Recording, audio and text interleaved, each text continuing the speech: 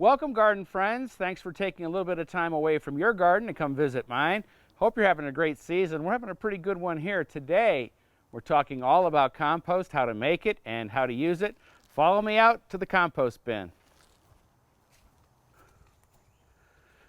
So every day or so, I come out here, and this is all stuff from the kitchen that we dump into here. And composting is one of the greatest ways to recycle. This is my deer fishing line to keep the deer out of here.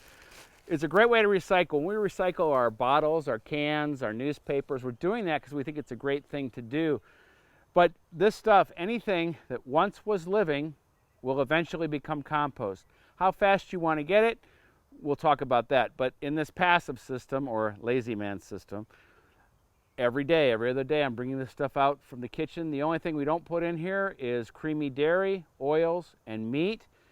And after about a year of this, it'll be ready. And then we start on this side here. As you can see, it's time to rebuild my pallets, but that's probably 10 years worth of composting. And compost is the basic ingredient for everything I'm doing here in the garden. Every time I plant, I'm adding compost. If you can't make your own compost, you can buy it by the bag, you can get it by the truckload, and in a little bit, we're going to drive up to our local municipality where they give it away for free, and they might do the same thing for you. And usually I'll put a little straw or some shredded leaves on top. Nothing really bothers this compost when you don't have the oils and the dairy in there, except my dog always wants to get in here. All right, let's take a look. This is one type of rotating composting bin. A friend of mine had a rental, and the renters had left this, and she looked inside and she says, I think there's something here for you. And I took the compost that was in here and the bin, but by moving it, even if we, in that bin, if we got in there and turned it over, every time you turn it over, it'll decompose like 50% quicker. With a rotating bin though, we only fill this up to about here with fresh material. Then we stop, because it's going to take that like 45 days. That's how quick you can get compost in a rotating bin. Like I said, there's many different types. But once this is filled up, we keep turning it every day. That mixes everything up, and the fresh material goes over into the bin until this is ready to be harvested.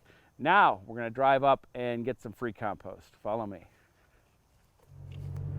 Usually when this compost is dumped in April, my informants call me right away saying the compost is here, because that's how fast it goes. But they dumped so much this year that it's been here all summer. And as I said, compost is the building block of all gardens, and to have a free source, what I'm making back home there, you never make enough.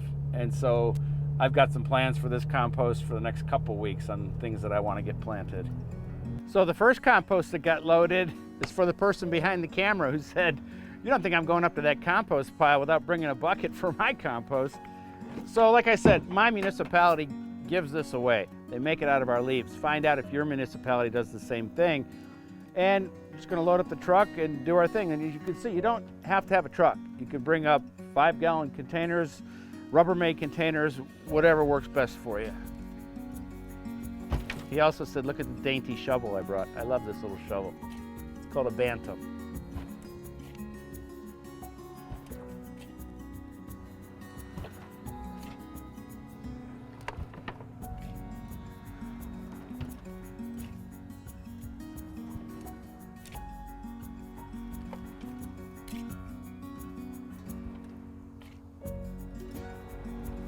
I'm often asked, how do you know what's in this compost? And you don't. But the way they make it, temperatures get up above 160 degrees and kill any weed seeds or pathogens. You do have to watch on the edges. You don't want to import anything into your garden that would be an invasive, but in the middle of the pile here, all we have is this great leaf compost. Well, we got enough to do the jobs that I have planned with this compost. We'll come back up over the next couple weeks and keep getting compost as needed. So let's get back to the garden. All right, we're just gonna unload what we have. And as I said, have the perfect spot for this. We're gonna plant another bargain plant. You know me and my bargains. The compost is here, the compost is here. Whoa, Hooray! I just stepped on a cucumber. I know you might be sick of hearing about my bargain plants, but this clematis here was $8. And I can see what you're saying. Like, well, look at it. Well, it was either overwatered or something. But the thing to look at is all these roots. That's where the new growth's going to come from next year. So I paid $8 for it, originally $60. This was a good buy. And I'm adding a lot of clematis here along the edge of this fence. And like when we plant anything, I am going to dig a planting hole bigger than that hole, bigger than that pot, and then add compost, and then we'll plant it. It's easy.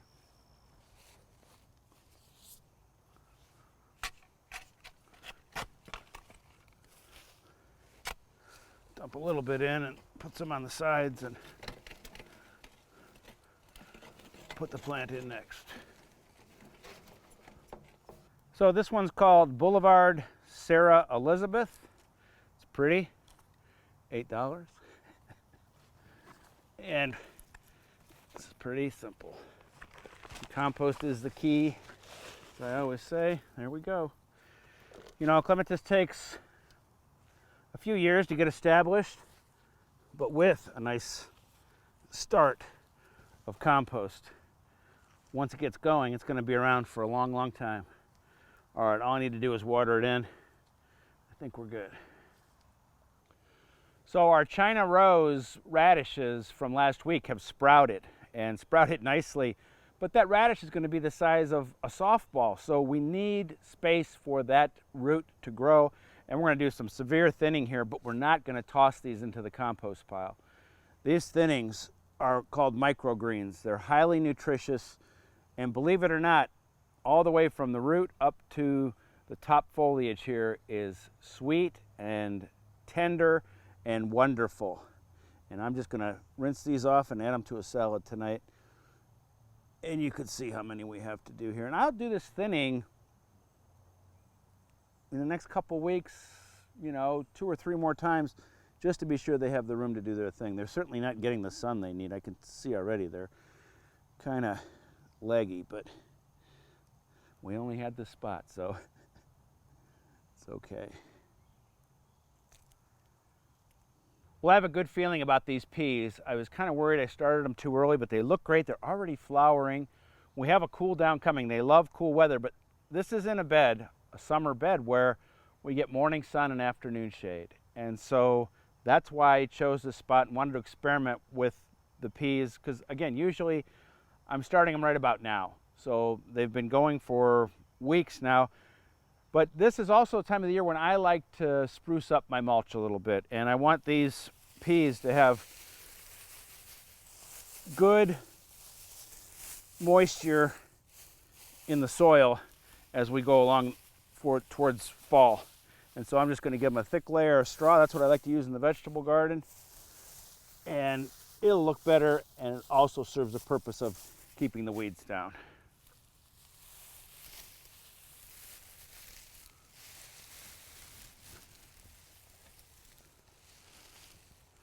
All right, I think we're looking pretty good here. What do you think of the golf clubs? Yes or no? For me, it's a big yes, but you know that. I couldn't resist more discount plants. These were 99 cents each. I love hens and chicks, and I have a perfect spot for them in the veggie garden.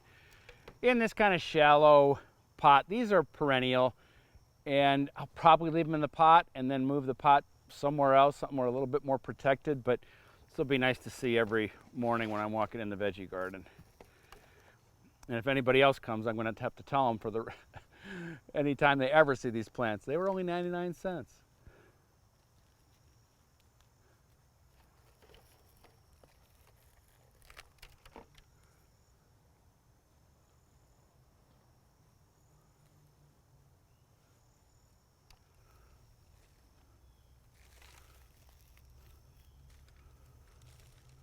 What do you think? I like it. I found this begonia for $8. I know it looks a little tired, but once I get it into this pot and give it a little fertilizer, and the thing about buying a tender plant like this now is that, again, this type of begonia has that tuber underneath that I can save over the winter. This one, though, in particular, I'm going to use as a house plant all winter long. Just don't tell my wife.